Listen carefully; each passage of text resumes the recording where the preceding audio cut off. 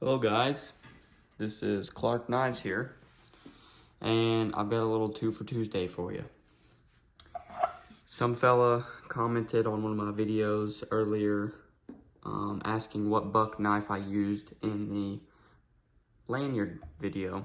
So this is a Buck Saunter, S-A-U-N-T-E-R, I do believe. It's kind of weird, I don't know if I'm saying it right, oh well. But anyways, this is, I guess, like Buck's take on a sodbuster, except it's, a lot more modern. And I'm going to say that I absolutely love this knife. It is great. I love the handle. It is just insanely comfortable. Insanely comfortable. I can get every single hand or finger inside these two. And it's so comfortable. I love this knife. I really wish that this whole deal didn't happen.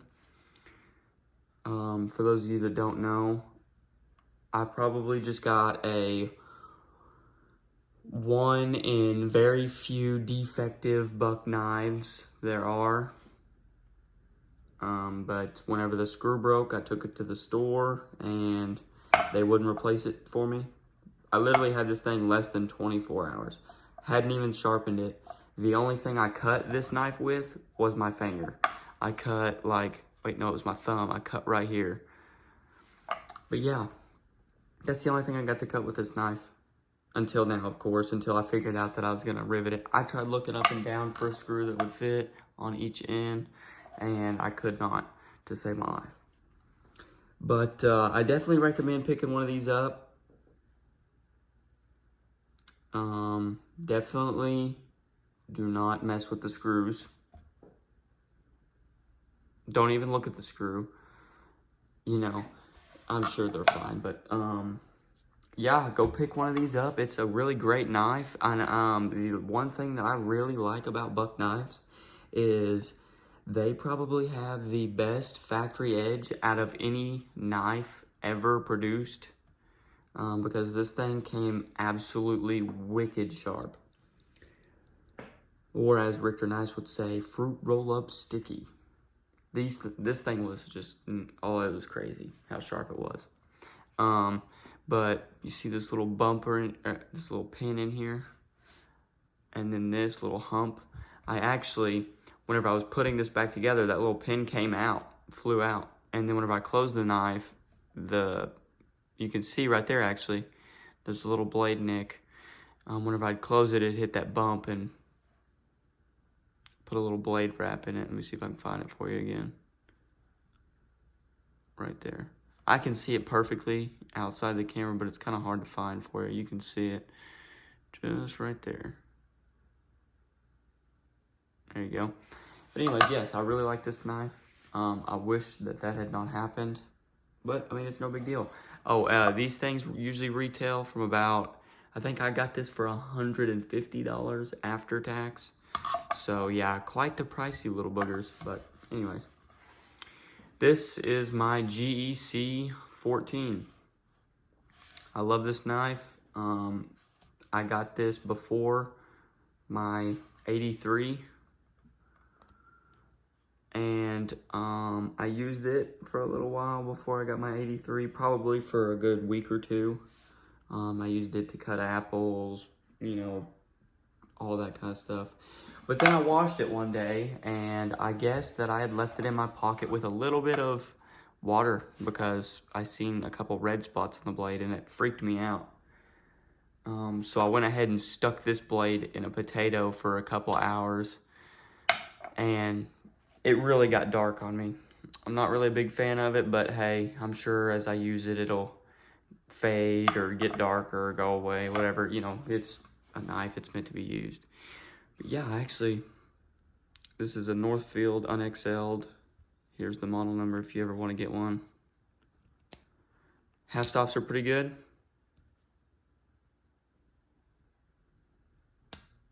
It's got some decent snap. Let me clean this blade off and I'll show you a little in-depth view. See if it'll get to focus for you. Oh, come on. It wants to. There you go. You can kind of see it pretty good there. Focus.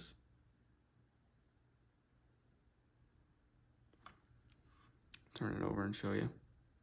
I don't really like how there's just one big, cloudy, dark area. I wish it was a nice, even. I mean, this side's pretty even, except for around in here. But, yeah, it all kind of conglobulated right there or something. And you can see these little white lines. I notice every little detail about a knife that there is, probably. And another thing that I checked whenever I got this out of the tube is for blade wobble. This blade's good, nice and tight. And this is the main reason I quit using this knife, is because, well, I'll be darned, it doesn't do it anymore. This blade used to wobble a little bit. I don't know if it has just tightened up, like what the deal is. Yeah, that's tight too, huh? But I know for a fact that this one, it doesn't really have much side-to-side play, but it does have up and down play. I want to see if I can hold it as still as possible to show you. No, not really. I don't know if you can hear that. But yeah, and you know, stuff like that, it really bothers me, and I don't really typically know why.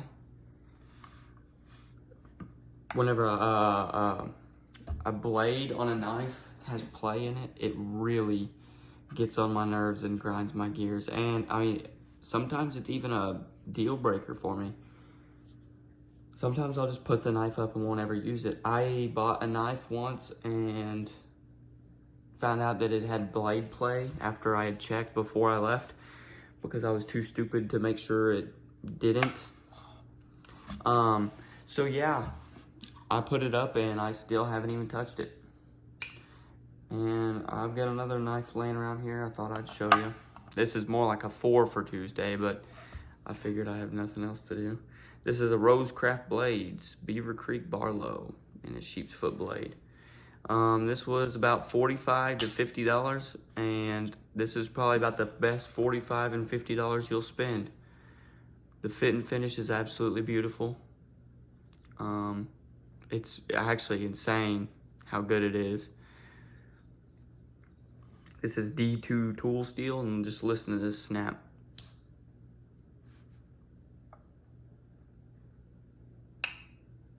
Insane. This is, you know, I guess Rosecraft Blades' take on a modern folder. It's just like a modern Barlow, I guess. Heck, I don't... Crazy snap. That is...